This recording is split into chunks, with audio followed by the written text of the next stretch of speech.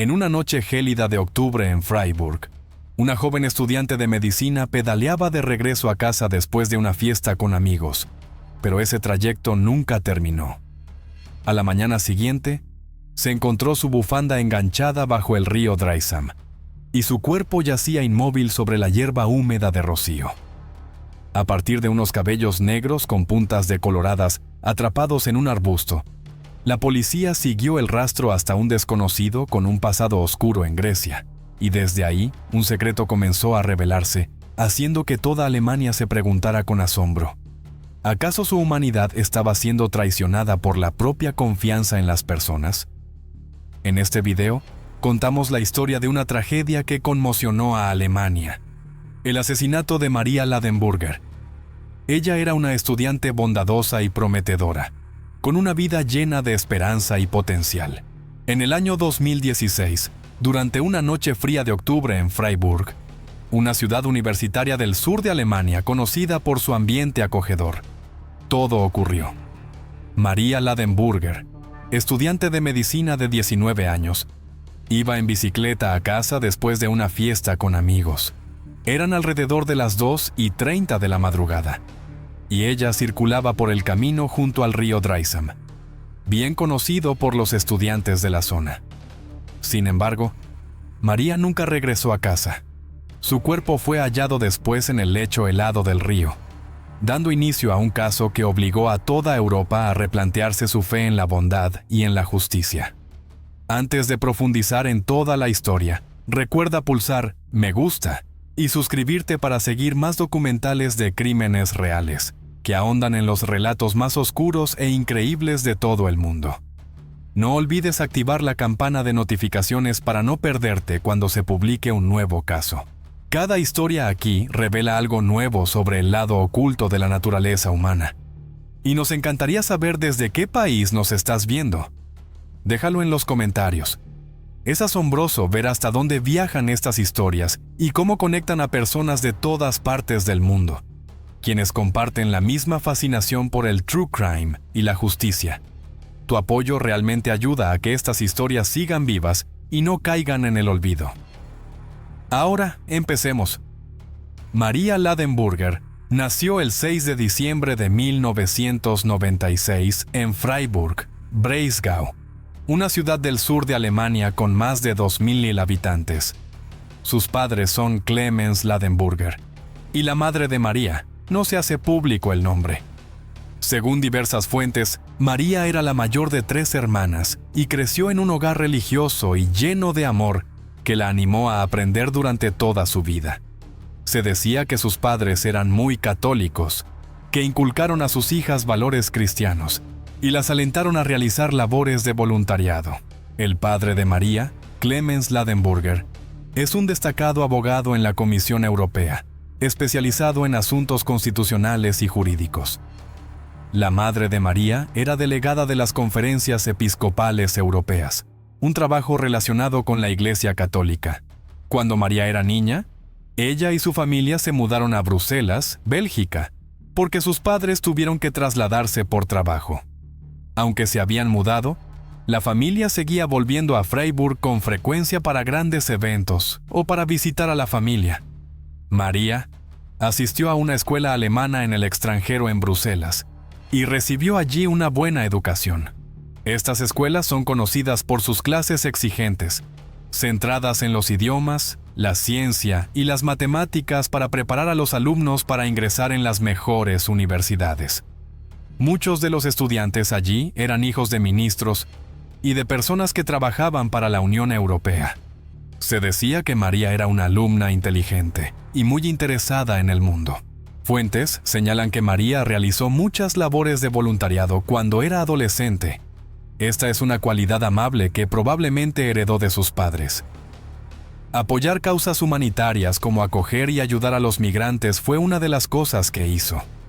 Muchas personas que más tarde siguieron su caso calificaron esto como un giro cruel del destino. En el año 2016, cuando tenía 19 años, María regresó a Freiburg para estudiar medicina en la Universidad Albert Ludwigs de Freiburg, una de las mejores universidades de Alemania. Aunque había vivido en Bruselas la mayor parte de su vida, le gustaban Freiburg y su tranquilidad. Además de estudiar, hacía voluntariado en un centro de ayuda a migrantes y ayudaba a los jóvenes recién llegados a integrarse. También participaba en proyectos benéficos, algunos de ellos en países en desarrollo. En una conversación, una amiga de María dijo que ella realmente creía que el mundo mejoraría. María estaba viviendo la vida con la que muchos solo sueñan y era muy feliz. Fue una lástima que algo malo estuviera a punto de sucederle. La noche del día 15 de octubre del año 2016, María asistió a una fiesta en el campus organizada por la Facultad de Medicina. Algunos amigos de María que estuvieron en la fiesta dijeron que ella parecía muy feliz. Estuvo conversando animadamente con sus amigos y sonriendo casi todo el tiempo. Alrededor de Tucker 2 a las 2:30 de la madrugada, María decidió irse el día 16 de octubre. En ese momento vivía en el distrito de Littenweiler, que está a unas 3 millas del lugar donde se celebraba la fiesta. María se despidió de sus amigos y se marchó en bicicleta. Pedaleó por el sendero iluminado junto al río Dreisam, cerca de la zona del Schwarzwaldstadion. Por la noche, el camino estaba desierto. María podría haber tomado una calle normal, pero prefería el sendero junto al agua porque le gustaba ir en bicicleta y contemplar el paisaje. Aunque era tarde, las mujeres, incluidas las mujeres jóvenes, en Freiburg, a menudo iban en bicicleta de noche sin preocuparse porque la ciudad se consideraba muy segura. Sin embargo, esa percepción cambió tras el horrible suceso que estoy a punto de contar.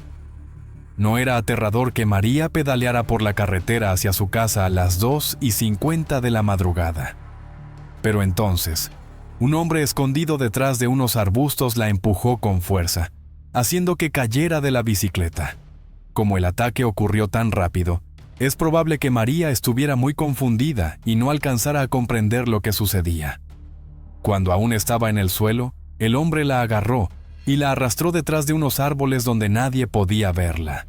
Después, él, a María, y le dijo que la mataría si gritaba. Según la policía, el ataque duró 1 hora. Luego, él la asfixió con su propia bufanda. María perdió el conocimiento, quedando aún más indefensa. A continuación, él la cargó hasta las aguas poco profundas del río Dreisam y le hundió el rostro hasta el fondo para asegurarse de que se ahogara. Alrededor de las 8 de la mañana del mismo día, una mujer que corría junto al río encontró el cuerpo de María. Al principio, la mujer no podía creer lo que veía, pero al acercarse se dio cuenta de que era una persona. Aterrada, llamó a la policía de inmediato para informar de lo ocurrido. Alrededor de las 8:20 de la mañana, los agentes llegaron al lugar donde se encontró el cuerpo de María, a aproximadamente 0,9 mimu Asmachmen, de la fiesta de la que se había marchado a las 2:30 de la madrugada. Según las fuentes, la policía no tuvo problemas para determinar que el cuerpo era de María, porque llevaba su identificación. También se encontró su bicicleta cerca, no muy lejos del lugar del crimen. Había señales claras de violencia en el cuerpo de María, pero la autopsia proporcionaría a la policía información importante necesaria para continuar con la investigación. Durante la autopsia, se confirmó que María había sido y que se había ahogado porque se encontró agua en sus pulmones. María también había sido asfixiada antes de ahogarse. La autopsia mostró que había marcas en su cuello que indicaban que se había empleado mucha fuerza para cortar su suministro de aire y dejarla inconsciente.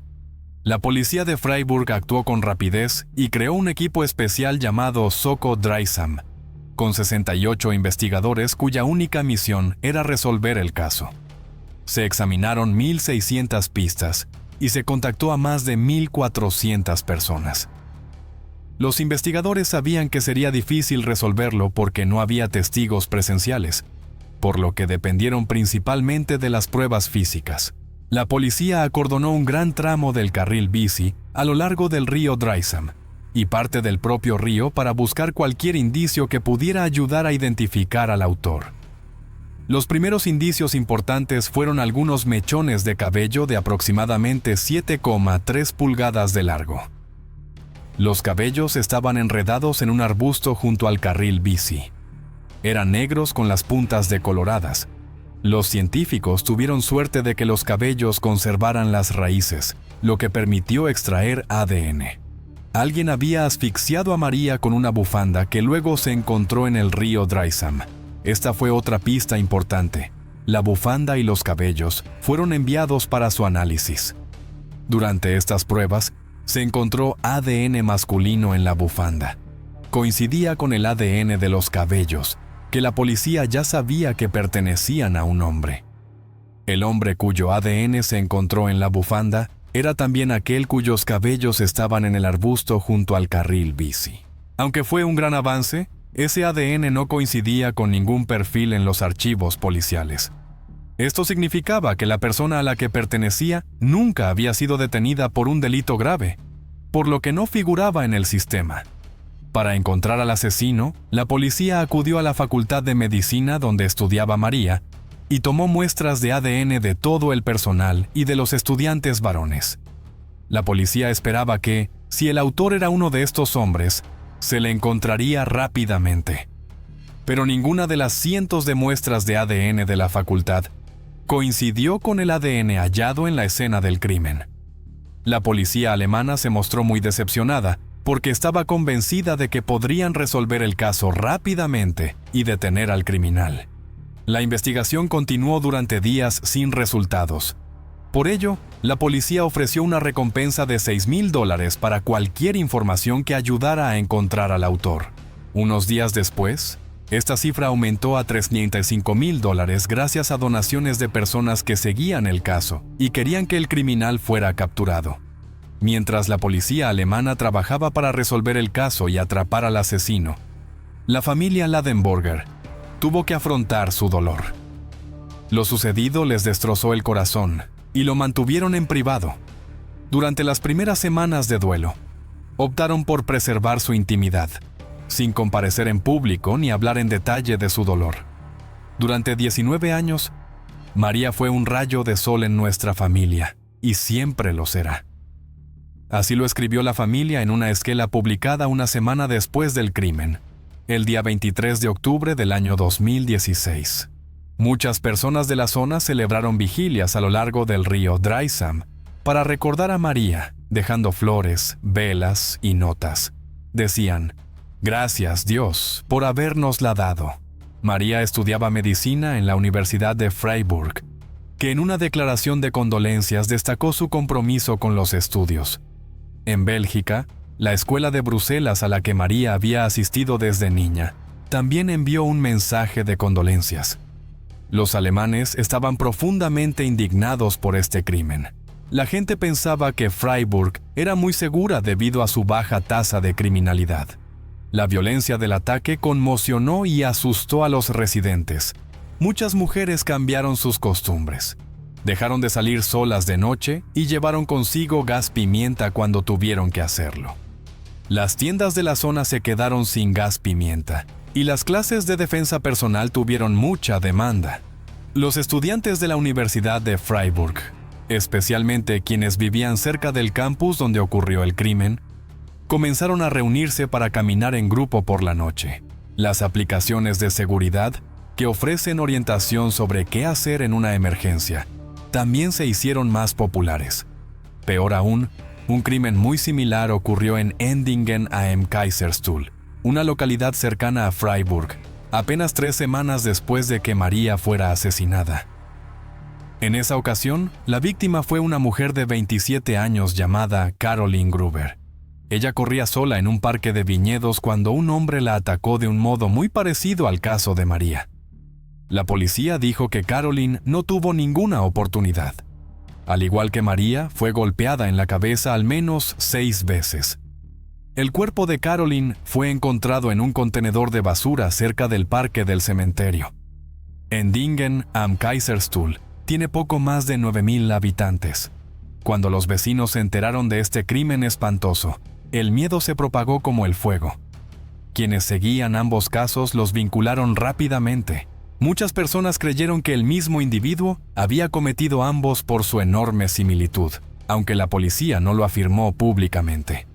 Esto llevó a pensar que un delincuente reincidente podría estar actuando en la zona. El temor aumentó aún más mientras la policía se esforzaba por resolver ambos casos. Por ello, los residentes de las áreas alrededor de Freiburg y Endingen am Kaiserstuhl estaban preocupados. No solo quienes vivían allí, sino también los habitantes de los distritos de Breisgau-Hochschwarzwald, Emmendingen, Schwarzwald-Baar-Kreis y Lörrach, que colindan con los distritos de Freiburg y Endingen am Kaiserstuhl, se asustaron y cambiaron sus rutinas. En Freiburg, donde ocurrió el crimen contra Maria Ladenburger, los ciudadanos solicitaron a la policía que enviara más agentes para aumentar la seguridad. La búsqueda del delincuente fue aún más difícil porque él no tenía antecedentes en Alemania. El gobierno alemán logró un gran descubrimiento a finales de noviembre, tras revisar miles de horas de grabaciones de cámaras de seguridad. Se creía que el sospechoso tenía el pelo negro y largo con las puntas decoloradas. Probablemente llevaba un peinado undercut, los lados y la parte posterior rapados o muy cortos, dejando la parte superior larga para generar contraste. Al revisar el material, los investigadores examinaron grabaciones de un tranvía que pasaba por Littenweiler, cerca de la escena del crimen. Hay un video a la 1:57 de la madrugada. El día 16 de octubre, apareció un hombre que coincidía con la descripción del sospechoso, 40 minutos antes de que María saliera de la fiesta. Subió al autobús cerca de la universidad y se bajó en la última parada, a menos de 1 milla del lugar donde se encontró el cuerpo de María. Más tarde, fue visto acosando a 2 mujeres jóvenes en el video, lo que llamó la atención de un agente que revisó las imágenes. Debido a su comportamiento extraño y a la descripción del cabello, se elaboró un retrato robot que se envió a todas las unidades policiales de Freiburg. El esfuerzo del equipo especial Soko Dreisam dio fruto el día 3 de diciembre del año 2016, casi 7 semanas después del crimen. En Littenweiler, un guardia vio a un joven que se parecía al retrato robot. El muchacho se llamaba Hussein Kabari. Era de Afganistán y dijo tener 17 años. Fue detenido sin resistencia, poniendo fin a una intensa búsqueda. Los habitantes de Freiburg y de los alrededores se alegraron cuando la policía anunció que finalmente habían detenido al sospechoso del asesinato de Maria Ladenburger. Tras la detención de Hussein Kabari, la policía tomó su ADN para analizarlo. Se confirmó que su ADN estaba presente en los cabellos y en la bufanda, hallados en la escena del crimen. Eran las únicas pruebas que demostraban que Hussein Kabari estuvo en el lugar. Pero la fiscalía quería un caso tan sólido que la defensa no encontrara resquicios. Hussein no quiso desbloquear su iPhone, la pieza clave. Por ello, la policía de Freiburg tomó una decisión arriesgada y costosa. El proceso llevó meses y costó mucho dinero porque contrataron a una empresa especializada en Múnich para desbloquear el dispositivo. Los datos del iPhone mostraron pruebas importantes. Los investigadores combinaron 2 tipos de datos: datos de actividad de la app Salud de Apple y datos de geolocalización. Los datos de posicionamiento mostraron que el teléfono de Hussein, y por extensión, el propio Hussein, estuvieron en la escena del crimen a las 2:46 de la madrugada y a las 4:02 de la madrugada. Pero los datos de la app Salud revelaron un comportamiento aún más interesante. La app, un podómetro digital, no registró muchos pasos durante ese tiempo, pero sí registró 2 acciones clasificadas como subir escaleras. Tras estudiar la orografía de la zona, un talud pronunciado hacia el río, los investigadores pensaron que esos picos se debieron a momentos en los que Hussein hizo un gran esfuerzo para arrastrar a Maria Ladenburger cuesta abajo, y luego de nuevo hacia arriba por la orilla empinada del río Dreisam. La policía ideó un plan inteligente para comprobar la hipótesis. Un agente con una complexión similar a la de Hussein fue enviado a la escena con un iPhone y replicó los movimientos del delincuente aquella noche para ver cómo lo había hecho. La app Salud registró el mismo patrón de acciones, lo que confirmó la hipótesis. Era la primera vez que la policía de Freiburg combinaba datos de salud y de ubicación para ayudar a resolver un crimen. La información extraída del iPhone de Hussein fue de gran ayuda para la fiscalía. Cuando las autoridades revelaron al público alemán quién era el responsable del crimen, el caso generó mucha polémica. Muchas personas contrarias a la política migratoria de Alemania dijeron que el suceso ocurrió porque el país es demasiado abierto a los recién llegados. Esto provocó profundas discrepancias entre los alemanes. Algunos pedían normas migratorias más estrictas, pero otros, incluidos grupos de apoyo a migrantes donde María había colaborado, querían mantener las políticas actuales. El asesino, Hussein Kavari, llegó a Alemania en el mes de noviembre del año 2015. No llevaba documentos y dijo ser un menor afgano nacido en 1999, es decir, un menor huérfano. Por ello, se le concedió protección adicional. Obtuvo asilo, se le acogió con una familia de acogida, asistió a una escuela cercana, aprendió alemán por su cuenta y recibió ayudas del gobierno. La familia alemana que acogió a Hussein también era de Afganistán. El padre de acogida era médico y la madre de acogida hablaba varios idiomas. Según las fuentes, son buenas personas que nunca han tenido problemas con la ley. Hussein afirmó ser de Afganistán y tener 17 años, pero las autoridades alemanas finalmente descubrieron que eso no era cierto. No tenía 17 años y tampoco era afgano. Los solicitantes de asilo a menudo mienten sobre su edad, porque los menores reciben mayor protección y si cometen delitos, penas más cortas. El nombre real de Hussein fue descubierto por una abogada griega llamada María Eleni Nikopoulou, quien lo reconoció en fotos publicadas en la prensa europea. En el año 2013, María Eleni lo representó en Grecia, donde fue condenado por atacar a una estudiante de 20 años en Corfú. En esa ocasión, Hussein robó a la joven y luego la arrojó por un acantilado de 8 metros. La víctima sobrevivió de forma milagrosa a la caída de más de 30 pies, pero tuvo que permanecer 17 días en el hospital y someterse a 3 cirugías. Hussein Kavari dijo a la policía griega que era de Irán y que había nacido en 1996, lo que lo situaría con 17 años en el año 2013. Fue condenado a 10 años de prisión por robo e intento de homicidio. Sin embargo, debido al hacinamiento en las cárceles, fue puesto en libertad condicional en el mes de octubre del año 2015, tras haber cumplido solo 18 meses de su condena. Después, Hussein se aprovechó de la situación, violó los términos de la libertad condicional y huyó de Grecia a Alemania. Pero su identidad no pudo ser verificada allí, porque los sistemas de datos europeos no están conectados. Aunque no tenía documentos, afirmó ser afgano, tener 17 años y recibir ayuda completa del gobierno. En Freiburg, Hussein Kavari prácticamente no tenía restricciones y era libre de hacer lo que quisiera.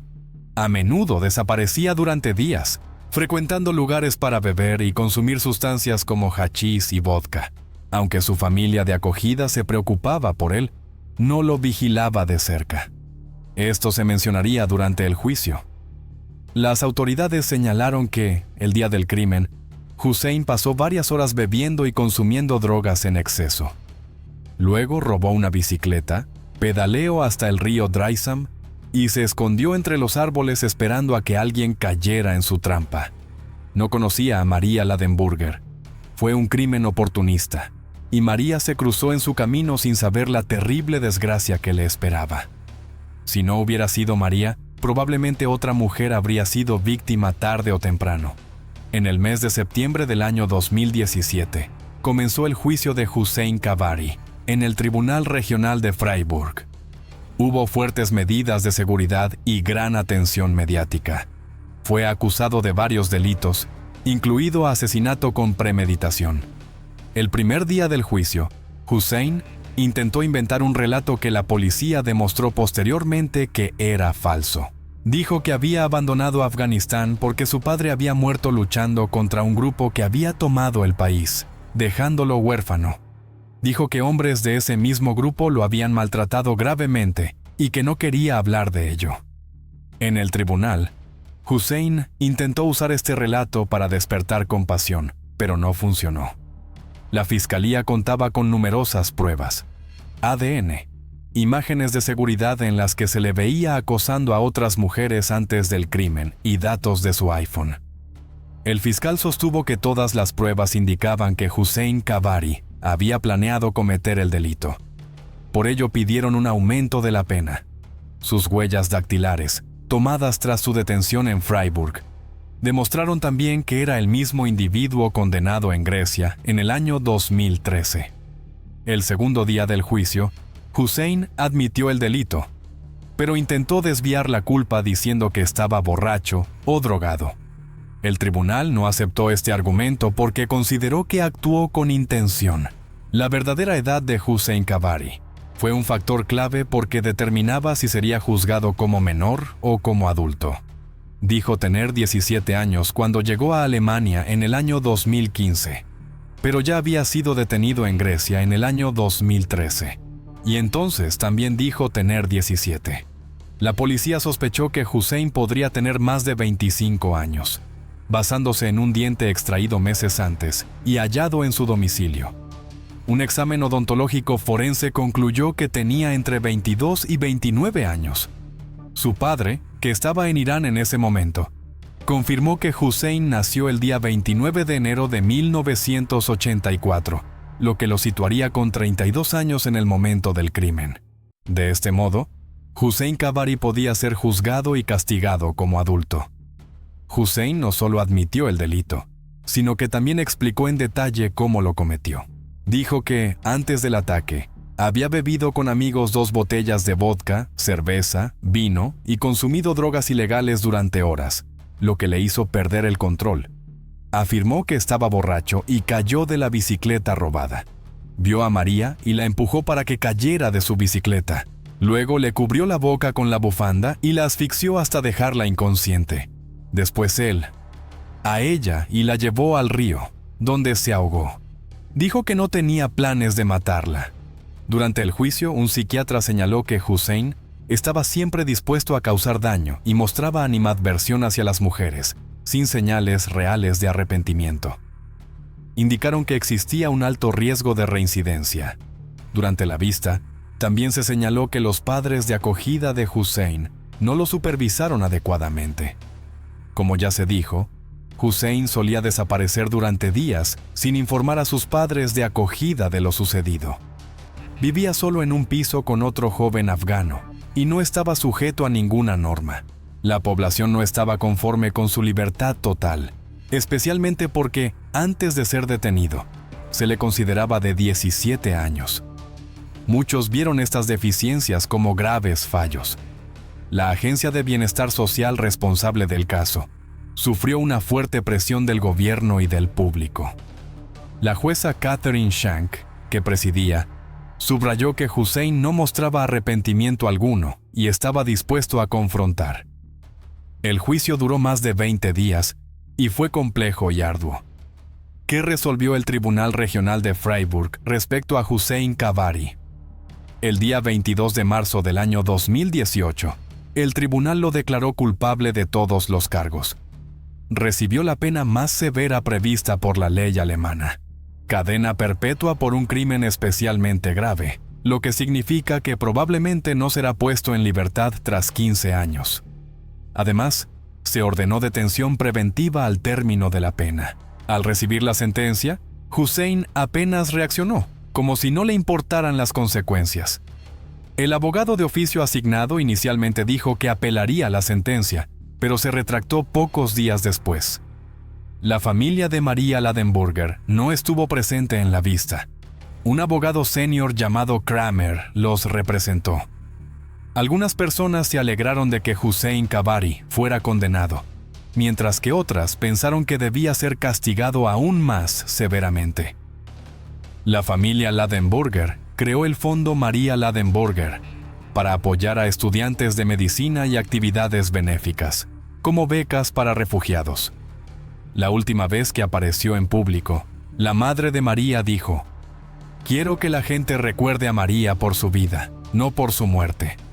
Ahora, Hablemos de lo que ocurrió con Caroline Gruber, la mujer de 27 años que corría en un Endingen am Kaiserstuhl Vineyard Park y tuvo el mismo desenlace que María. Muchos pensaron que el mismo individuo había cometido ambos crímenes por su gran similitud. Sin embargo, ahora ya sabes que no fue así. Quien hizo daño a Caroline fue un camionero rumano llamado Cătălin C. Tenía alrededor de 40 años en ese momento. Fue detenido en el mes de junio del año 2017, 8 meses después del crimen. Varias fuentes indican que estaba casado y tenía 3 hijos. La policía alemana lo detuvo y luego descubrió que también era responsable de otro crimen. Este crimen ocurrió en el mes de enero del año 2014 en Kufstein, Austria. La víctima fue Lucille K., una estudiante francesa de intercambio de 20 años. Esto fue lo que Cătălin C. hizo con Lucille. Hizo lo mismo, la golpeó y luego la mató. En ese momento, la policía austriaca encontró ADN de un hombre en la escena.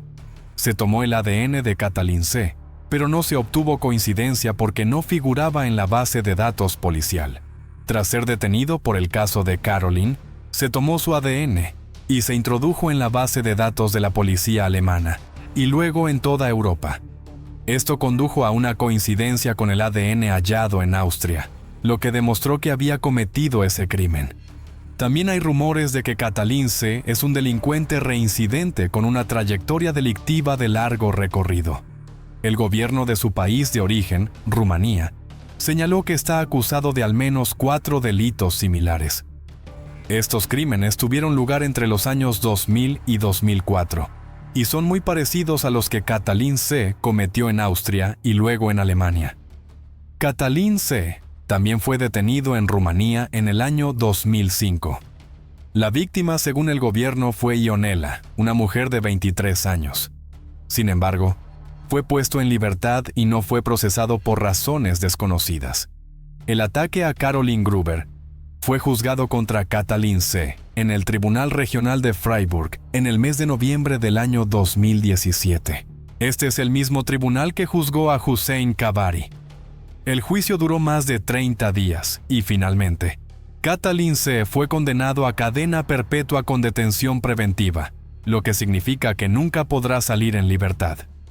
No sabemos si fue acusado o juzgado oficialmente por sus otros delitos, pero si lo deseas, podemos preparar un informe más completo que enumere todos sus crímenes conocidos. El primer día en prisión, alrededor de 10 reclusos golpearon a Cătălin C. Se indignaron al escuchar sus delitos. Sufrió varias lesiones, incluidas laceraciones en el rostro y dientes rotos. Por su propia seguridad, tuvo que ser trasladado a otra cárcel. Según las fuentes, Cătălin C. y Hüseyin Kabari están cumpliendo condena en la misma prisión, pero el público no sabe si se comunican entre sí. Como ya se dijo, el caso de Maria Ladenburger tuvo un gran impacto en Alemania en general. El caso obligó al gobierno a tomar medidas para evitar que criminales que se hacen pasar por refugiados entren al país y causen daño.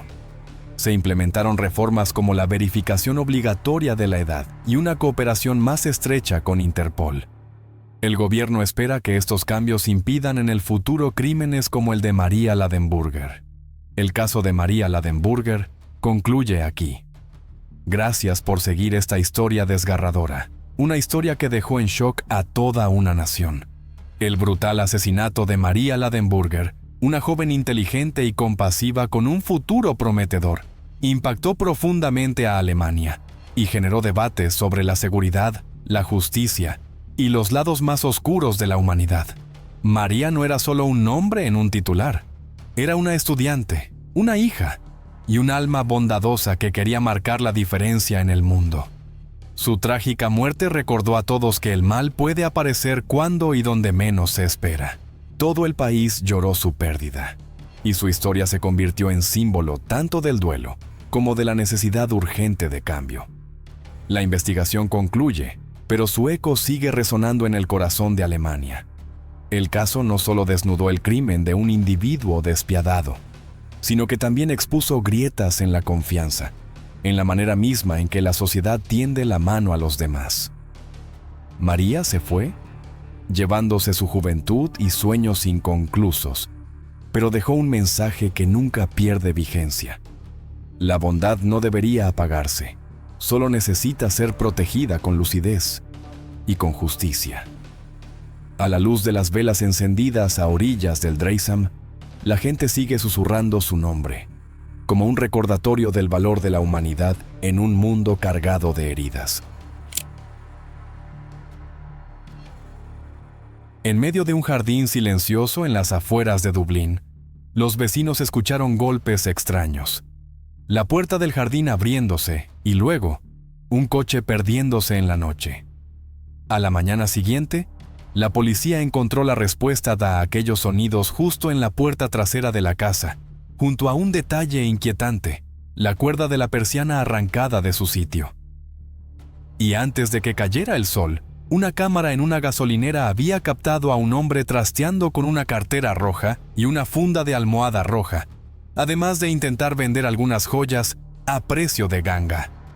Nadie imaginaba que precisamente esas piezas que parecían triviales llevarían directamente a la identidad del agresor, un rostro familiar para la víctima. ¿Puedes adivinar por qué él se mostró tan seguro en plena noche? ¿Y por qué su ADN apareció en el lugar menos esperado de la casa? En un suburbio al norte de Dublín, vivía una mujer llamada Lisa Thompson. Durante más de una década, consideró Sandy Hill Gardens su hogar. Con el paso de los años, se hizo conocida entre los vecinos. La recordaban como una persona cálida, accesible y que siempre tenía una palabra amable que compartir. A los 52 años, Lisa había sido trabajadora juvenil. Muchos la describían como una mujer gentil, dispuesta a ayudar a cualquiera que necesitara apoyo. Por encima de todo, Lisa era una madre entregada. A sus 2 hijos solía llamarlos sus joyas. Aunque en ese momento los niños vivían con su padre, ella y su exesposo mantenían una relación positiva basada en el respeto mutuo. Sin embargo, el día 9 de mayo de 2022, aquella tranquilidad se rompió. Alrededor de las 2 de la madrugada, una de las vecinas de Lisa se sobresaltó al oír una serie de ruidos fuertes. Escuchó con atención y se dio cuenta de que eran golpes, repetidos, irregulares e inquietantes. Por curiosidad y preocupación, miró por la ventana. Lo que vio fue aún más perturbador.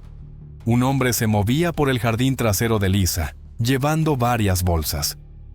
Lo observó mientras las colocaba en la parte trasera de un vehículo estacionado afuera, antes de que el coche se marchara en dirección a la carretera principal. Más tarde, esa misma noche, llamó a la puerta de Lisa en 3 ocasiones, con la esperanza de comprobar cómo estaba, pero nadie respondió. No fue la única que notó actividad extraña. Otra vecina recordó haber escuchado golpes contra una pared, el sonido de la puerta del jardín abriéndose, y luego, un coche alejándose. También le pareció inusual ver encendida la luz de la cocina de Lisa a esas horas. Al día siguiente, el 10 de mayo, la preocupación había aumentado. Los vecinos de Lisa seguían sin verla ni saber de ella. Hacia media tarde, una vecina decidió actuar. Encontró la puerta principal cerrada con llave, lo que parecía normal, pero al probar la puerta trasera, descubrió que no estaba cerrada. A las 3:30 de la tarde, hizo un hallazgo pavoroso. Lisa Thompson yacía inmóvil en el umbral trasero de su propia casa. El dormitorio mostraba señales de haber sido registrado, cajones abiertos y pertenencias esparcidas. Faltaban 2 cuchillos de la cocina. Se alertó de inmediato a los servicios de emergencia y poco después llegó la policía. Lo que encontraron fue brutal. Lisa presentaba múltiples puñaladas en el pecho. Tenía sangre en la nariz y la boca, y una cuerda de persiana estaba fuertemente enrollada alrededor de su cuello. En total, había sido apuñalada 11 veces en el pecho. 6 de esas heridas perforaron su corazón. El médico forense concluyó posteriormente que falleció por la combinación de esas lesiones por arma blanca y la estrangulación que causó asfixia. Mientras los vehículos de emergencia rodeaban Sandy Hill Gardens y los equipos forenses comenzaban su trabajo, los vecinos se reunían incrédulos. Para ellos, Lisa era una madre cariñosa y una buena vecina. No podían comprender quién querría hacerle daño de un modo tan salvaje. La investigación planteó preguntas difíciles. ¿Fue un ataque aleatorio, un robo que salió mal o algo mucho más personal? A pesar del estado del dormitorio y de la desaparición de objetos de valor, los investigadores señalaron que no había signos de entrada forzada.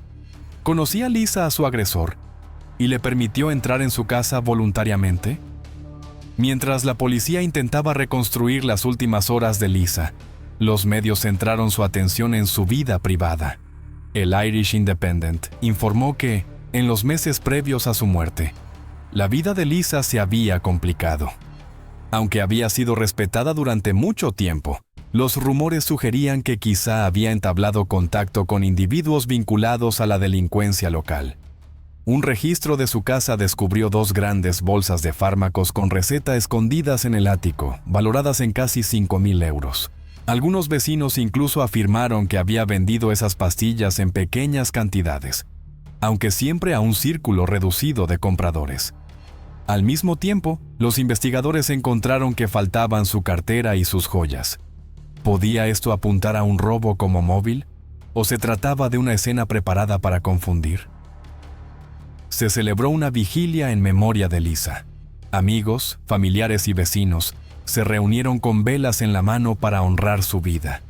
Firmaron un libro de condolencias y guardaron silencio para reflexionar sobre la tragedia. La organizadora, Glenda Harrington, habló por muchos al decir que fue un enorme impacto, no solo para la comunidad, sino para todos los que conocían a Lisa. Cuando arrancó la investigación, el cuerpo de Lisa fue trasladado desde Sandy Hill Gardens al centro de la ciudad para una autopsia completa. La policía hizo un llamamiento directo al público. Se instó a cualquiera que tuviera información, en particular sobre los movimientos de Lisa entre el sábado 7 de mayo y el martes 10 de mayo, a que se presentara. Los agentes también solicitaron imágenes de CCTV de la zona de Sandy Hill y de las carreteras circundantes en esas mismas fechas, subrayando lo vital que podría ser esa evidencia. El CCTV se ha convertido en uno de los pilares de las investigaciones modernas. Las cámaras actúan como testigos silenciosos, captando detalles que pueden resultar decisivos. Y en este caso, el CCTV estaba a punto de revelar una secuencia de movimientos que convertiría la sospecha en certeza. A las 2:28 de la madrugada del 9 de mayo, las cámaras registraron un Hyundai entrando en Sandy Hill Gardens. Una mujer iba al volante. Un hombre ocupaba el asiento del pasajero. Aproximadamente 20 minutos después, a las 2:50 de la madrugada, se vio al hombre salir de la casa de Lisa Thompson por la puerta trasera. Llevaba algo en las manos antes de volver al coche que lo esperaba, el cual se marchó en dirección a la carretera principal. A las 3:04 de la madrugada, el vehículo entró en la estación de servicio Apple Green en St. Margaret's Road. El hombre seguía en el asiento del pasajero y los testigos notaron su comportamiento inusual. Manipulaba una cartera roja y una funda de almohada roja, sacando objetos y metiéndoselos en los bolsillos.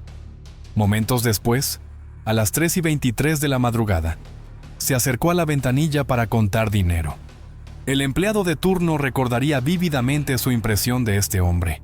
Notó tatuajes de palomas en sus manos, un arrebato de energía extraño y una sensación inquietante de seguridad en sí mismo. A pesar de la hora, el hombre parecía curiosamente animado. Incluso intentó vender joyas, incluidos anillos, y un anillo engastado con una piedra preciosa, ofreciéndolos por 800 euros, mientras afirmaba que valían 3,000 euros. El empleado rechazó la oferta sospechando de la situación. Recordaba vislumbrar los objetos, una piedra verde o roja entre los anillos, y la negativa del hombre a dar su nombre. En su lugar, dijo con indiferencia, «Nos veremos». Para el testigo, era evidente que el hombre había hecho algo mal. El simple hecho de intentar vender joyas en plena noche en una gasolinera era una señal de alarma evidente. El hombre y su acompañante permanecieron en la estación de servicio casi 40 minutos, aparentemente sacudiendo las alfombrillas del coche y limpiando el interior antes de marcharse a las 3:40 de la madrugada. Pero menos de media hora después, el coche regresó. Esta vez, la conductora se bajó y abrió el maletero mientras el hombre se colocaba en el asiento del conductor. Parecía sostener algo antes de irse de nuevo a las 4:48 de la madrugada. El vehículo se convirtió en la clave de todo el caso.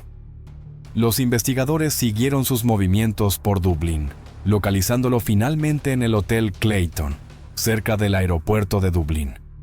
Paralelamente, aparecían pruebas cruciales en otros lugares. El 10 de mayo, la licencia de conducir de Lisa fue encontrada desechada en una vía de acceso. Cerca de la estación Apple Green, los buscadores hallaron sus llaves y medicación aún a su nombre. El 15 de mayo, al revisar las imágenes de CCTV, la policía identificó un rostro familiar. Se trataba de Brian McHugh, un hombre ya infame en la zona y bien conocido por las fuerzas del orden.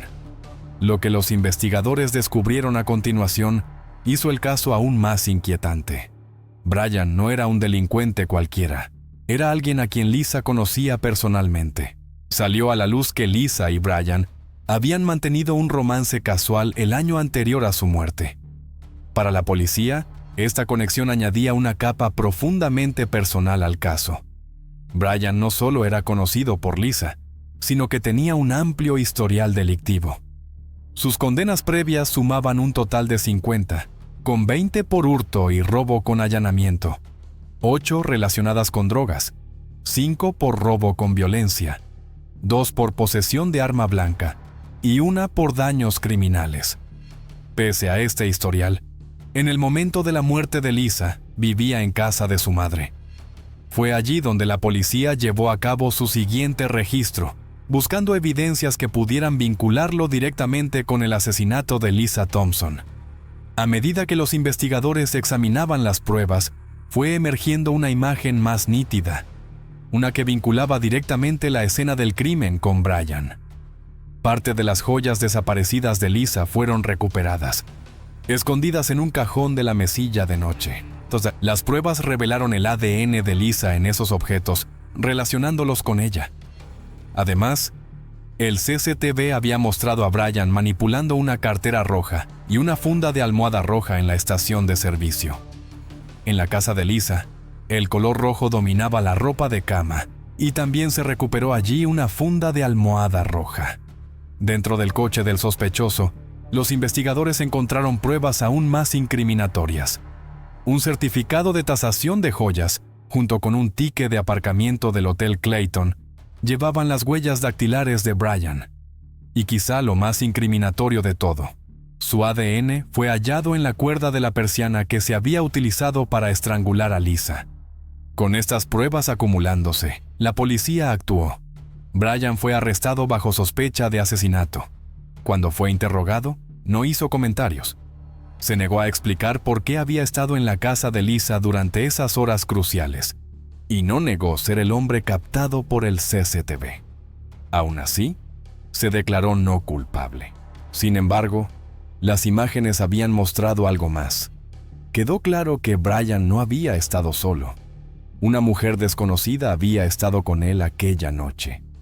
Su identidad saldría pronto a la luz.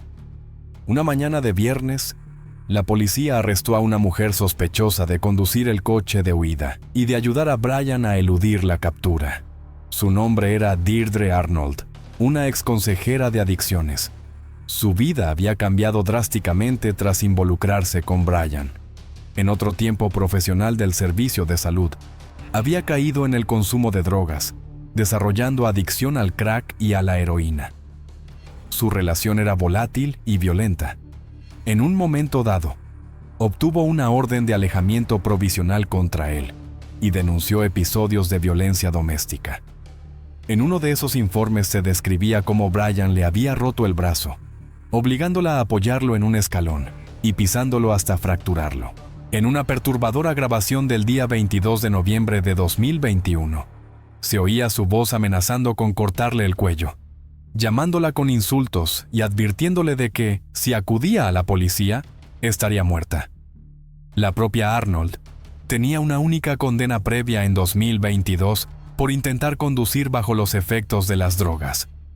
Tras el asesinato de Lisa, ella registró a Brian en el Hotel Clayton, cerca del aeropuerto de Dublín. También permitió que su vehículo se utilizara para deshacerse de objetos robados de la casa de Lisa. Aún más reveladores fueron los mensajes de texto vinculados a su teléfono. Los mensajes dibujaban un panorama escalofriante. Podría haber sido como Lisa hoy, estrangulada y apuñalada, decía uno. Otro decía: mira lo que hiciste, mi brazo en 3 pedazos. Tengo marcas de estrangulamiento alrededor del cuello. Estos detalles fueron cruciales porque, en ese momento, la información sobre la estrangulación con ligadura no se había hecho pública. Otros mensajes continuaban con el mismo tono. Casi acabo como Lisa y tú intentaste matarme. Eres un animal y otro asesinato, Lisa, y todo. ¿Moviste el cuchillo? ¿Lo hiciste? Estos mensajes dejaban pocas dudas de que Arnold sabía de la muerte de Lisa, y más importante aún, del método del asesinato. Pronto Arnold fue llevada ante el juzgado de distrito de Dublín. Detectives de Balman la acusaron de obstaculizar la investigación del asesinato de Lisa Thompson. Fue arrestada en su domicilio. Durante la vista, no respondió al cargo. La madre de 3 hijos permaneció en silencio mientras la policía exponía las pruebas de arresto, acusación y advertencia. No se opusieron a la libertad bajo fianza, pero se impusieron condiciones estrictas. Arnold debía vivir en su domicilio, observar un toque de queda nocturno de 10 de la noche a 6 de la mañana, firmar en una comisaría 2 veces por semana, entregar su pasaporte y no contactar, directa o indirectamente, con los testigos, incluido el coacusado. Mientras tanto, el caso de Brian avanzaba. Ambos, él y Arnold, serían juzgados, aunque por separado. Una resolución previa al juicio excluyó inicialmente el testimonio de 2 agentes que habían identificado a Brian en el CCTV, bajo el argumento de que habían participado directamente en la investigación. Sin embargo, en lo que se convirtió en un momento histórico, el Tribunal de Apelación revocó esta decisión. Por primera vez, se restableció esa evidencia, permitiendo presentarla ante el jurado. Cuando se abrió el juicio, los seres queridos de Lisa llegaron al tribunal, unidos y decididos. Vestían camisetas con las palabras Justice for Lisa, dejando clara su misión de hablar por ella y llevar el caso hasta el final. La acusación comenzó con una declaración tajante. Revelaron que se había encontrado un perfil de ADN mixto en la cuerda de la persiana utilizada para estrangular a Lisa y que no se podía excluir a Brian como contribuyente. Las probabilidades de que el ADN perteneciera a otra persona se estimaron en una entre 1,000 millones. Los fiscales describieron a Brian como un delincuente violento que había asesinado brutalmente y robado a una mujer a la que conocía y que luego, sin vergüenza, intentó vender sus pertenencias. La defensa trató, a su vez, de cambiar el relato. Intentaron retratar a Lisa como una mujer con secretos, sugiriendo que su muerte era más complicada de lo que parecía. El abogado de Brian argumentó que ahora se presentaba al jurado una imagen ligeramente distinta. El juicio reveló la complejidad real de este caso. La casa de Lisa no era el tipo de lugar donde hubiera sido necesario forzar la entrada. Los vecinos declararon que la gente iba y venía a todas horas, normalmente por la puerta trasera. Todo el mundo parecía saber cómo entrar. Era una casa con visitas frecuentes, y la ausencia de cualquier allanamiento dejaba claro algo. Quien entró aquella noche lo hizo por invitación o fue dejado entrar. Para la defensa, este se convirtió en su argumento. Brian afirmó que no sorprendía que su ADN estuviera en la cuerda de la persiana. Dijo que había estado entrando y saliendo de la casa de Lisa durante los últimos 3 años y que eso explicaba su ADN. Pero, para la acusación, esta excusa no se sostenía. No era solo el ADN, eran las imágenes de CCTV, el testimonio del empleado de la estación Apple Green, su largo historial de violencia y las declaraciones de los vecinos. El día 27 de febrero de 2025, el jurado alcanzó su decisión. Tras algo menos de 3 horas y media de deliberación, emitieron un veredicto unánime de culpabilidad. Brian fue condenado por el asesinato de Lisa Thompson. La pena obligatoria de cadena perpetua se impondría al mes siguiente, después de que el tribunal escuchara las declaraciones de impacto de las víctimas. En la sala, la familia de Lisa se sentó junta mientras se leía el veredicto. Fuera del tribunal, el dolor de la familia se mezclaba con el alivio. No podemos creer que hoy Lisa haya obtenido justicia, dijeron, y sabemos que está allá arriba saltando de alegría, especialmente por sus hijos. Los vecinos y amigos hablaron de Lisa como un alma generosa, una dama encantadora, una gran vecina, alguien que te daría su corazón en un plato. Recordaron a todos que Lisa nunca había sido una persona violenta. No merecía lo que le sucedió. Cuando el tribunal volvió a reunirse para escuchar las declaraciones de impacto, la atmósfera cambió. Ya no se trataba de pruebas ni de argumentos legales. Se trataba de devolverle la voz a Lisa a través de sus seres queridos. Ashley, su hermana, dijo al tribunal que Lisa había estado en un lugar oscuro antes de su muerte, pero esa oscuridad no la definía. Leyó en voz alta las declaraciones de los hijos de Lisa. La hija de Lisa, que solo tenía 12 años cuando su madre fue asesinada, dijo que la mitad de su corazón se había ido con su mamá. Describió la brutalidad de las lesiones como algo propio de una película de terror, y dijo que nunca olvidaría los ojos malvados de Brian ni su rostro. El hijo de Lisa habló del efecto dominó que había creado su muerte, de cómo el dolor se extendió por la familia y permanecería con ellos para siempre. El día 10 de marzo de 2025, la jueza sentenció a Brian McHugh a cadena perpetua. Dijo que el amor de Lisa por sus hijos había sido palpable durante todo el juicio y que confiaba en que los seres queridos de Lisa continuarían protegiéndolos y cuidándolos. Reconoció la devastadora pérdida de una madre, una hermana y una hija, y recordó al tribunal que la familia de Lisa había logrado que su voz fuera la última en escucharse en el juicio. Pero la historia no terminó ahí. Tras la condena de McHugh, su expareja, Deirdre Arnold, de 42 años y madre de 3 hijos, fue juzgada. Se la acusó de impedir la detención y el procesamiento de Brian, sabiendo que había cometido el asesinato, y de pervertir el curso de la justicia. Arnold alegó que había actuado por miedo. Dijo que Brian la maltrató en las semanas posteriores a la muerte de Lisa, le rompió el brazo y le dejó marcas de estrangulamiento alrededor del cuello. Le envió mensajes de texto en los que admitía que podría haber terminado como Lisa, estrangulada y apuñalada. Pero los fiscales subrayaron que, a pesar de ello, lo registró en el Hotel Clayton después del asesinato y esperó en su coche fuera de la casa de Lisa durante más de 1 hora antes de conducirlo lejos una vez consumado el asesinato. El jurado no creyó sus negativas. La declararon culpable de ser la conductora de la huida y de saber lo que Brian había hecho. En la sentencia, el juez señaló los mensajes que ella había enviado a Brian. Mensajes que revelaban conocimiento del asesinato mucho antes de que tales detalles se hicieran públicos. La condenó a 3 años de prisión con los últimos 12 meses suspendidos. La defensa de Deirdre Arnold dijo que ahora aceptaba el veredicto del jurado. Añadió que había escrito una carta a la familia de Lisa pidiendo perdón y reconociendo que sus acciones, intencionadas o no, habían causado un daño inmenso. La vida de Lisa Thompson fue truncada de la manera más brutal posible, a manos de un hombre al que conocía y en quien un día confió. A pesar de sus dificultades, su devoción por sus hijos nunca flaqueó. Eran el centro de su mundo. Le quedaba más vida por vivir, más amor por dar, y su historia no debería haber terminado así. La tragedia más profunda es que ahora sus hijos cargan con un dolor inimaginable. El recuerdo de su muerte y la traición que la rodeó marcarán sus vidas para siempre. Pero a través de sus palabras y de la fortaleza de su familia, la voz de Lisa fue escuchada y al final se hizo justicia en su nombre.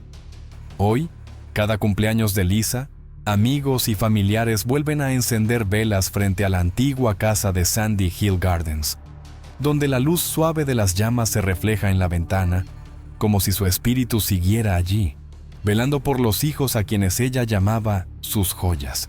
Y quizá, precisamente en esa luz, entre velas que tiemblan en el viento nocturno de Dublín, no solo se recuerda a una víctima, sino que también se percibe algo más grande. Un amor que nunca se apaga y una justicia que, al fin, se ilumina con la constancia de quienes más la amaron. El caso gira en torno a Sonia Forsyth, una niña obediente de 13 años, que vivía en Belfast en el año 1991 y que desapareció misteriosamente después de la cena para luego ser hallada asesinada. Lo más aterrador no es solo el crimen, sino la verdad oculta tras un velo de negligencia y un hedor ignorado durante muchos años. El cuerpo de la niña había sido escondido envuelto en una alfombra, justo en el patio trasero del apartamento de un vecino que vivía a solo unos cientos de metros de la víctima. Más aterrador aún, la policía había rastreado la zona sin encontrar nada. Tuvieron que pasar 5 años para que un incendio misterioso, provocado por el propio autor del crimen en un intento de borrar sus huellas, revelara esta espeluznante verdad.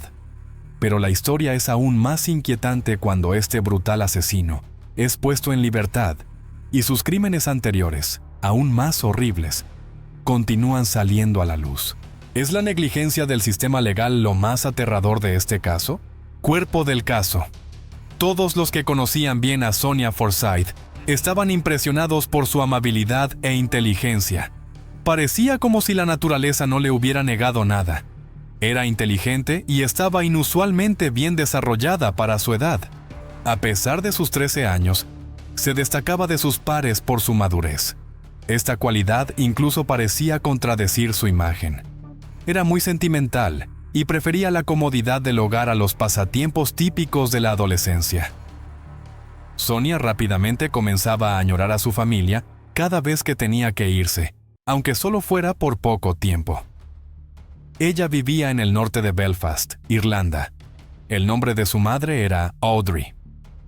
A principios de la década de 1990, la mujer tuvo un nuevo hombre y se separó del padre biológico de la niña.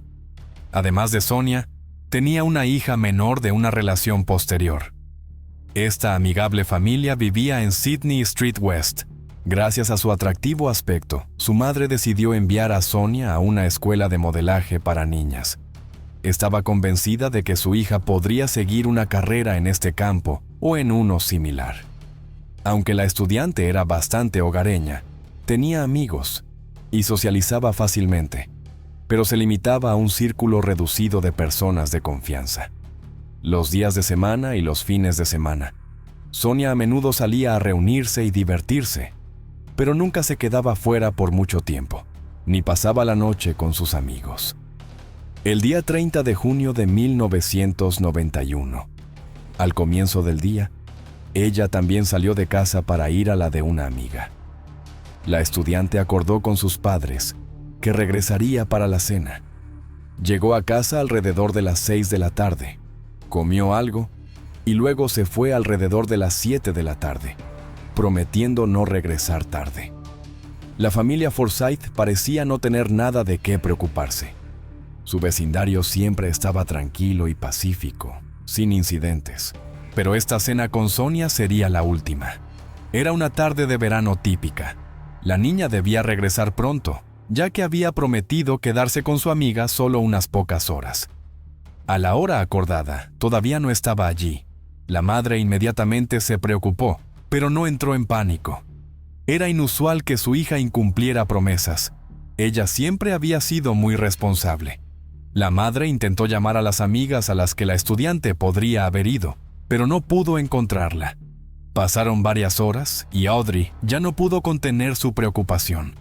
La madre se puso en contacto con la policía y reportó la desaparición de Sonia. Los oficiales de policía intentaron tranquilizarla con las excusas habituales. La estudiante seguramente regresaría pronto, tal vez solo estaba con amigos. La mujer desestimó todo esto, insistiendo en que tal comportamiento no era en absoluto propio de su hija. Ella sentía que algo inquietante había sucedido. Afortunadamente, logró convencer a la policía de que investigara. La búsqueda comenzó esa misma noche, pero en la oscuridad, las opciones eran limitadas. Solo por la mañana, cuando amaneció, la policía pudo trabajar a plena capacidad. La parte del pueblo donde vivía la familia Forsyth era pequeña. Había complejos de apartamentos y los rumores se extendían muy rápidamente. Incluso sin eso, muchas personas sabían de Sonia. Además, no había problemas de delincuencia allí, por lo que la desaparición de la estudiante de 13 años atrajo rápidamente la atención de todos los residentes del pueblo. Por un lado, esto llevó a la propagación de varios rumores, lo que podría conducir a declaraciones falsas que solo llevarían a los investigadores en la dirección equivocada. Por otro lado, ofrecía la posibilidad de que testigos con información valiosa se presentaran ante la policía. A pesar del riesgo, la familia contactó a los periódicos locales. La historia de la desaparición de Sonia se convirtió en el foco de los medios. Audrey publicó una foto de la adolescente, así como una descripción detallada de la ropa que su hija había estado usando cuando salió de casa el día 30 de junio de 1991. La estudiante, con cabello oscuro y ojos marrones, vestía pantalones vaqueros negros, un suéter color burdeos y botas blancas. Se pretendía que su llamativa apariencia facilitara la búsqueda. Sin embargo, casi no se recibieron pistas valiosas.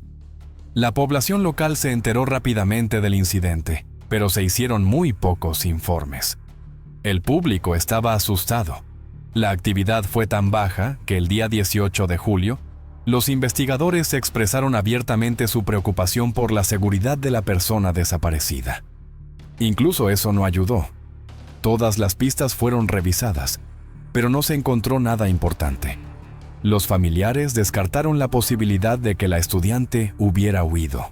Sonia no tenía problemas con su familia. Tenía una buena relación con su madre, hermana y padrastro. No era conflictiva y no tendía a provocar tales incidentes.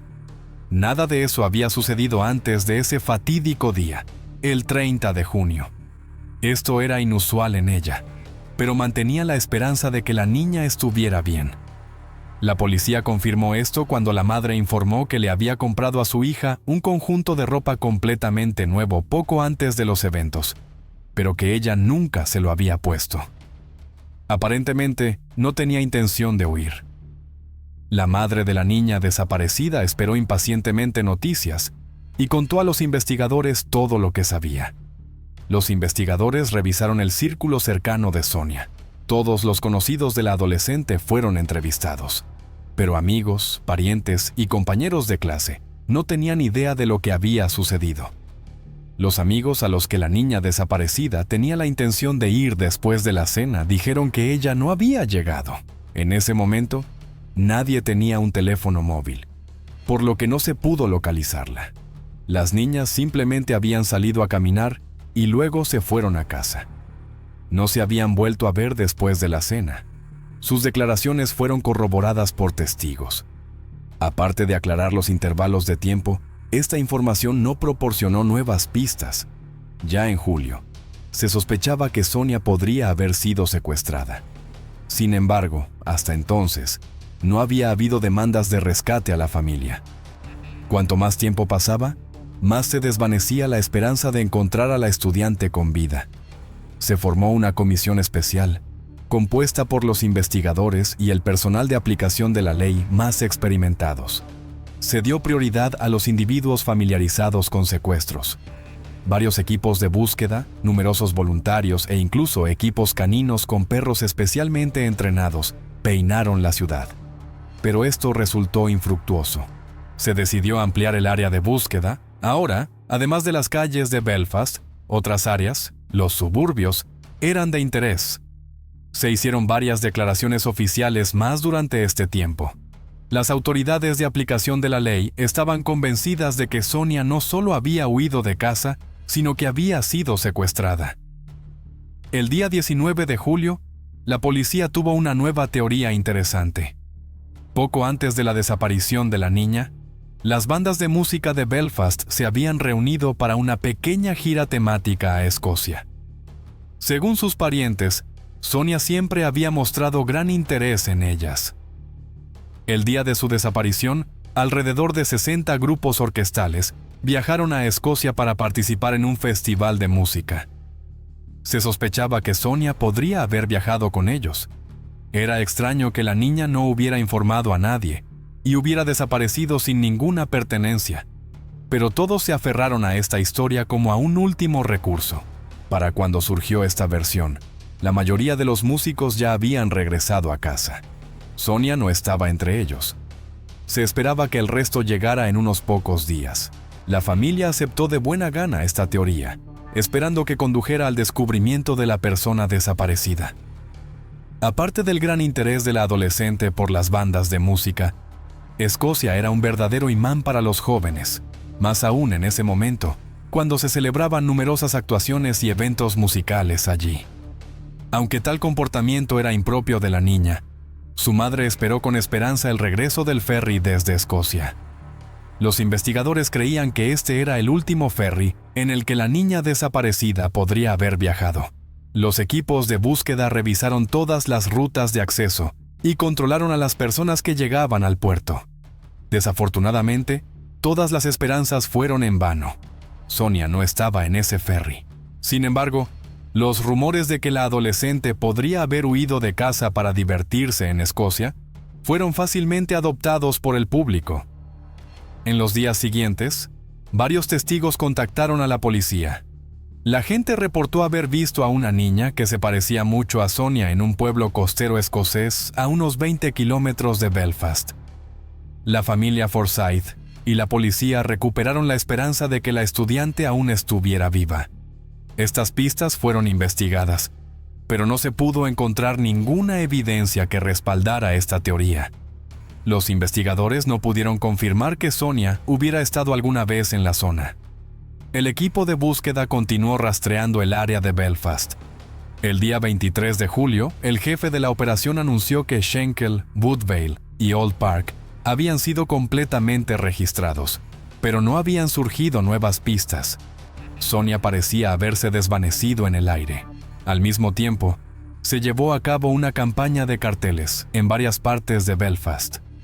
Desafortunadamente, estos tampoco lograron proporcionar ninguna información valiosa.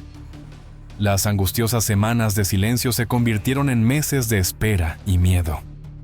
Audrey tuvo que seguir viviendo de alguna manera sin saber lo que le había sucedido a su hija mayor. Durante este tiempo, la madre se centró en su hijo menor para distraerse. Esto, por supuesto, ayudó poco. Aunque no se había recibido ninguna información sobre Sonia hasta enero de 1992, la mujer todavía esperaba que su hija estuviera viva y simplemente se hubiera escapado. En otra aparición en televisión, Audrey explicó que tenía la misma pesadilla casi todas las noches. Un investigador llamando a su puerta, pidiéndole que fuera al depósito de cadáveres para identificar un cuerpo que había sido encontrado. Los testigos potenciales permanecieron en silencio. Ni siquiera hubo pistas falsas para la búsqueda, solo silencio. La madre esperaba recibir una tarjeta o carta para el día de Año Nuevo, en la que su hija le diría dónde estaba y qué le había sucedido. Pero estas esperanzas también resultaron inútiles. Finalmente, a finales de enero de 1992, surgió nueva información. Los padres y una niña de 15 años, cuyo nombre fue retenido por razones de seguridad, contactaron a la policía. Ella afirmó haber sido víctima de toda una red de delincuentes sexuales de niños. El testimonio de la adolescente desató una de las investigaciones más grandes sobre abuso infantil y abuso sexual de menores en la historia de Irlanda del Norte. La víctima declaró que había varias casas en el área de Belfast que se utilizaban regularmente para la violación de niños. Ella reportó a varios hombres mayores, involucrados en toda una serie de crímenes. Esto abarcó un periodo de aproximadamente 1 año y medio, coincidiendo con la desaparición de Sonia. Una de las casas de las que habló la niña estaba a solo unos cientos de metros de donde planeaba reunirse con sus amigos. Varios testigos informaron haberla visto allí. Cuando los investigadores llegaron y realizaron una búsqueda, encontraron numerosas fotos de niñas desnudas y otras pruebas que corroboraron la declaración de la joven de 15 años. Un hombre de 53 años fue arrestado por la violación de 2 estudiantes, pero las sospechas de que cometía violencia sistemáticamente contra menores no pudieron confirmarse. Los sospechosos restantes fueron investigados y liberados. La posible participación del hombre arrestado en la desaparición de Sonia fue investigada cuidadosamente. Los crímenes del abusador de niños atrajeron aún más atención que la desaparición de Sonia. Se asumió que ella también podría haber sido víctima de estos criminales. Un vecino del hombre condenado afirmó haber visto a la mujer desaparecida cerca de su casa en el fatídico día. Sin embargo, el tiempo dado no coincidía con el momento de la desaparición de la estudiante. El vecino no pudo confirmar que ella hubiera estado allí el día de su desaparición. Las sospechas fueron verificadas. A pesar de los mejores esfuerzos de los investigadores, no se pudo establecer ninguna conexión con Sonia. La investigación había regresado al principio. Los meses angustiosos de Audrey se convirtieron en años. No fue hasta el año 1996 que se produjo un gran avance. En marzo, las autoridades de aplicación de la ley involucradas en el caso anunciaron que habían decidido reabrir el caso de la estudiante desaparecida. Los archivos fueron desenterrados, la escasa evidencia fue reanalizada y los viejos testigos fueron buscados y entrevistados. Una de las razones del aumento de los esfuerzos de las autoridades fueron los nuevos métodos de análisis de ADN, que no estaban disponibles antes. Se asumió que algo importante había sido pasado por alto durante la investigación inicial, y esto ahora podría verificarse. El día 19 de marzo de 1996, alrededor de la 1 de la madrugada, se recibió una llamada de emergencia en el Centro de Servicio de Ambulancias de Belfast. Un testigo asustado reportó un incendio en un apartamento en un complejo de apartamentos a solo unos cientos de metros de la casa de los Forsyth. El incendio alertó a todos los residentes, quienes observaron con horror. El departamento de bomberos llegó en cuestión de minutos. Lograron contener el fuego antes de que se propagara a los edificios vecinos. De hecho, nadie resultó herido, y el daño de este incidente fue mínimo. Curiosamente, después de examinar el apartamento, el departamento de bomberos concluyó que el fuego no fue accidental, sino que probablemente fue provocado.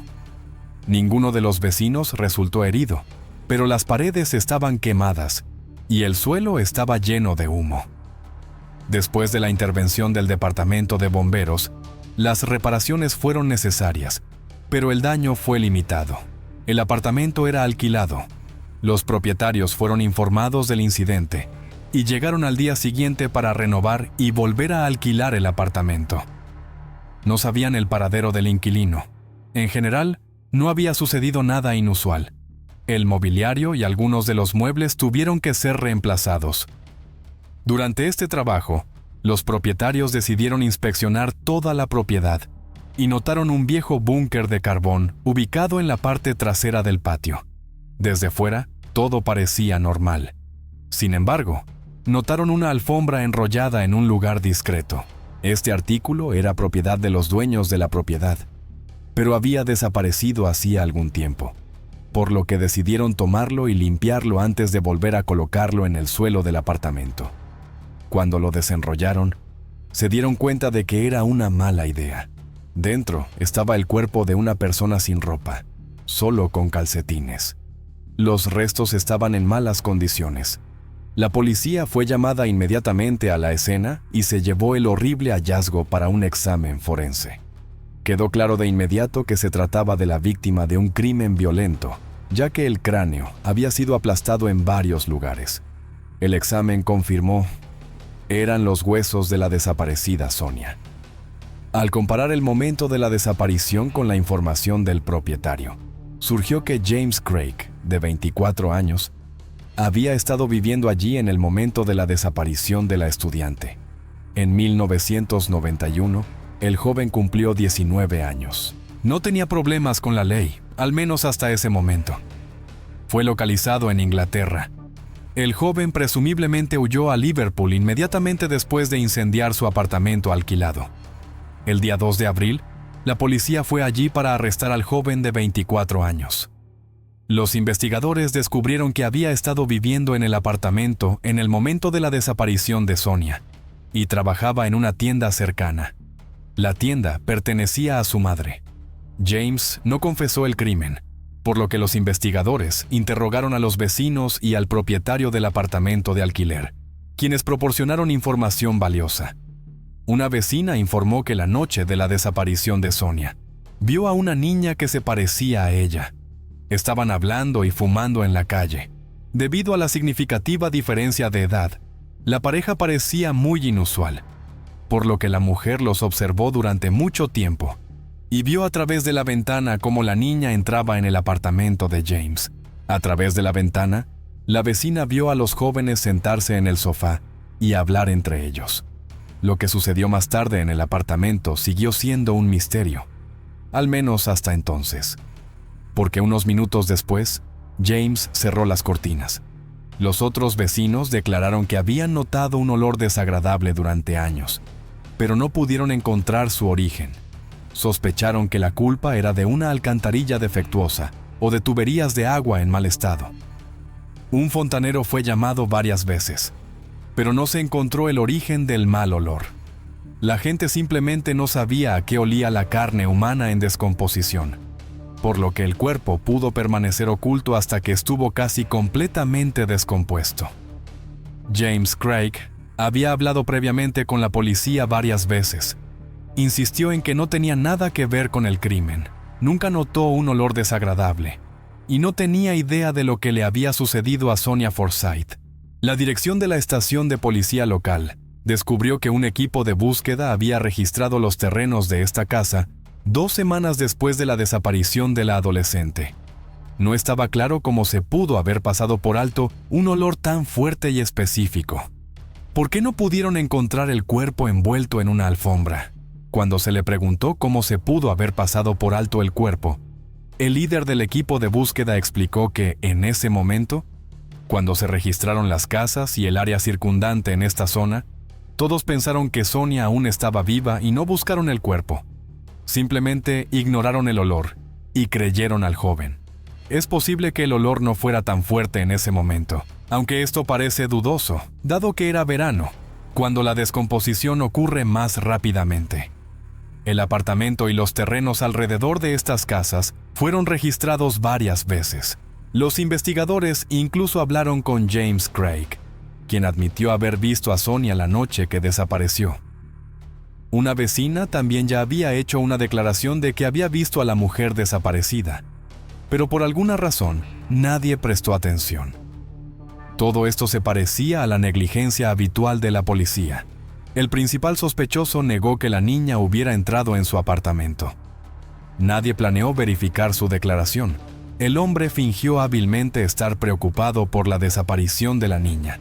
Ayudó con la búsqueda y buscó activamente noticias sobre la investigación, cuando los familiares de la mujer desaparecida vinieron a la tienda donde él trabajaba. También les proporcionó dulces. Cuando la investigación se reanudó en el año 1996 y el cuerpo aún no había sido encontrado, el joven fue nuevamente interrogado por las autoridades de aplicación de la ley. Como uno de los testigos, los investigadores fueron más persistentes. Nadie dudaba de que Sonia estaba muerta. Sin embargo, una vez más logró desviar las sospechas de sí mismo. No obstante, esto resultó en que el joven entrara en pánico, provocara un incendio y luego huyera a Liverpool con la esperanza de cubrir sus huellas. Cometió un error. El fuego atrajo aún más atención, lo que llevó a que el cuerpo de la víctima fuera encontrado. A finales de marzo de 1996, se encontró sangre en 2 armarios del apartamento. Un análisis posterior reveló que era de la difunta. Esto significa que la niña se había quedado allí por algún tiempo. La alfombra que los propietarios habían reportado había desaparecido misteriosamente poco después de la desaparición de Sonia. También se encontró un atizador de metal con rastros sospechosos. Después de una investigación, se confirmó que era sangre de Sonia. La razón por la que la policía no registró el área alrededor del apartamento y solo se concentró en buscar en el interior del apartamento el motivo de la muerte, siguió siendo un misterio. Si el asesino no hubiera organizado el incendio provocado del apartamento alquilado, el caso podría haber permanecido sin resolver hasta el día de hoy. James fue arrestado y acusado del asesinato de Sonia. Después de un examen cuidadoso, los restos fueron entregados a la familia.